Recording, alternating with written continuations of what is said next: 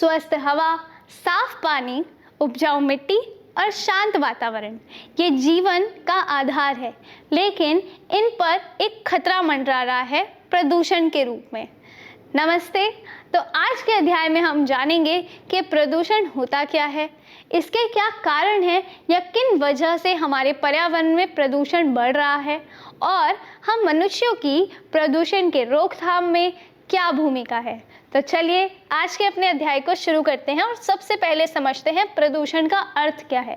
प्रदूषण यानी पॉल्यूशन का क्या अर्थ है? हमारे वातावरण में जो भी एलिमेंट्स है उनमें जब कोई अनवांटेड सब्सटेंस मिल जाता है उसे हम पॉल्यूशन यानी प्रदूषण नाम देते हैं। जैसे मिट्टी में कूड़े का मिल जाना, हवा में जहरीली हवाएं का मिल जाना, साफ पानी में गंदे पानी का मिल जाना इत्यादि प्रदूषण है। और प्रदूषण को मुख्यतः हम 4 भागों में विभाजित करते हैं, जो कि है सबसे पहला वायु प्रदूषण यानी एयर पोल्यूशन। एयर पोल्यूशन का क्या तात्पर्य है?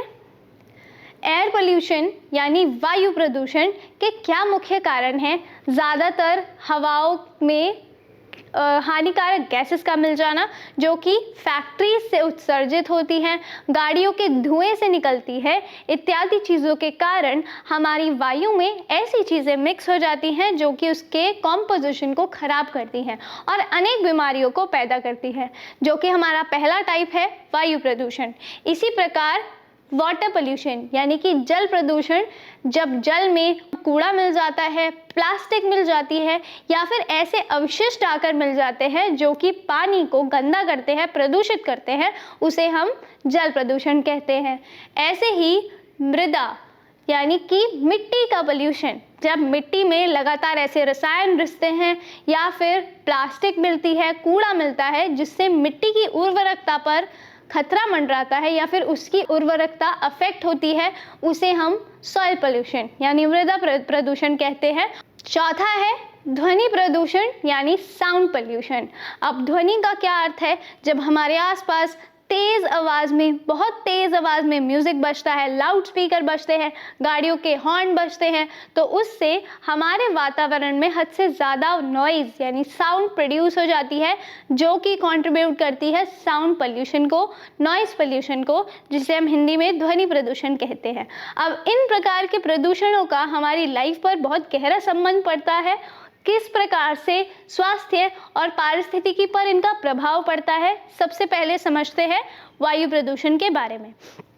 वायु प्रदूषण का अर्थ आप सभी को पता है कि जब हमारे वायुमंडल में हवा में ऐसे अवशिष्ट मिल जाए जो कि हवा के कॉम्पोजिशन को खराब करे, जैसे धुआं, इन सब चीज़ों से सांस से संबंधित समस्याएं, रोग जैसे एस्थमा या फिर ब्रोंकाइटिस इत्यादि चीज़ें उत्पन्न होती हैं, जो कि क्षय रोग या फिर हृदय रोग जैसी समस्याओं को जन्म देते हैं और उसकी वजह से हमारे शरीर में भी बहुत से अवशिष्ट इकट्ठे हो जाते हैं, कलेक्ट हो जाते हैं। इसी प्रकार गंदा पानी पीने से या प्रदूषित पानी पीने से अनेकों बीमारियां उत्पन्न होती है, जैसे टाइफॉइड, कॉलेरा इत्यादि, जो कि मनुष्य के लिए फिर से एक बहुत बड़ी समस्या है। ऐसे ही मृदा यानी मिट्टी के पल्यूट होने से उसकी उर्वरकता पर संकट आता है, जिससे हद से ज़्यादा केमिकल फर्टिलाइजर्स का प्रयोग करना पड़ता है, मिट्टी की नेचुरल फर्टिलिटी पर असर पड़ता है और खाद्य संकट जैसे संकट यानी फूड सिक्योरिटी पर भी एक खतरा मंडराता है।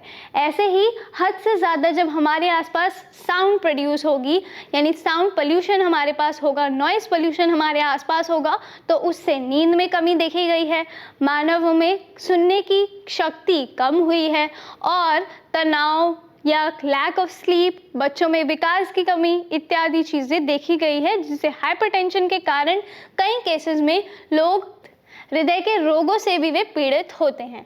ऐसे ही आगे बढ़ते हैं और समझते हैं पारंपरिक भारतीय जीवन शैली में स्वच्छता के उपाय।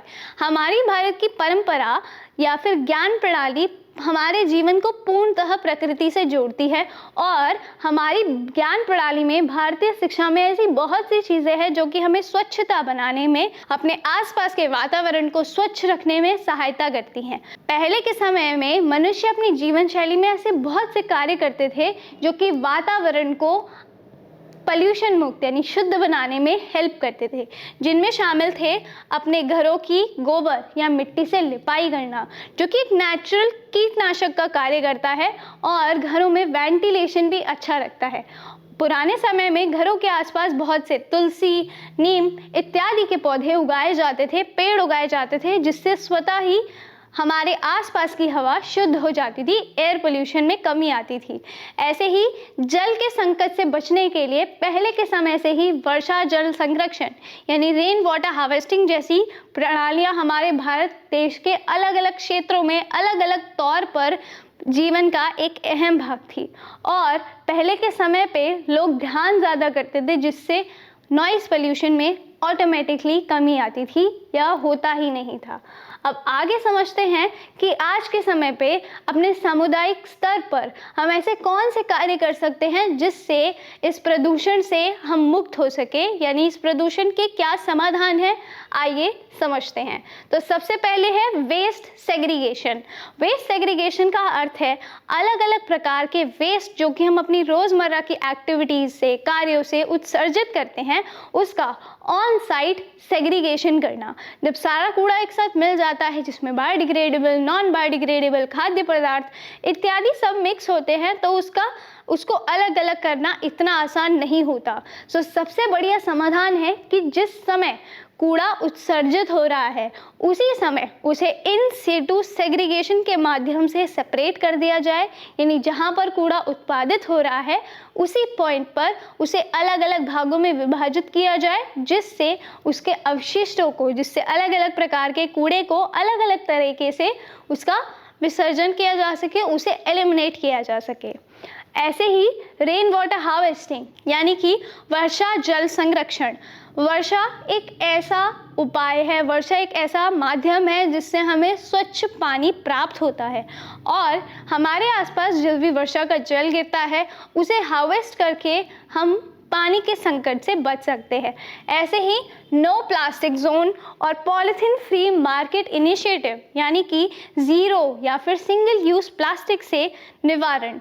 आप जब भी मार्केट जाएं तो कोशिश करें कि पन्नियों में या प्लास्टिक की थैलियों में कभी सामान ना लाएं। इसके लिए आप एक कपड़े का बैग कैरी कर सकते हैं, जिसमें आप क्या करें, अपने सामान को लाएं और कम से कम वेस्ट का, कम से कम प्लास्टिक का प्रयोग करें।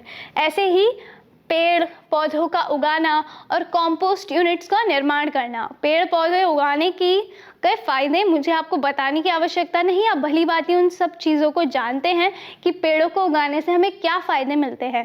पर कंपोस्ट यूनिट का क्या अर्थ है, हमारे आसपास जो किचन वेस्ट प्रोड्यूस होता है, जिसमें फलों की छिलके, सब्जियों के छिलके इत्यादि चीज़ें शामिल होती है, उनसे कंपोस्ट तैयार करना, जिससे जैव खेती को बढ़ावा मिलता है और हमारे आसपास मिलने वाला जो बनने वाला कूड़ा है, जैविक कूड़ा है, उससे हम निवारण पा सकते हैं।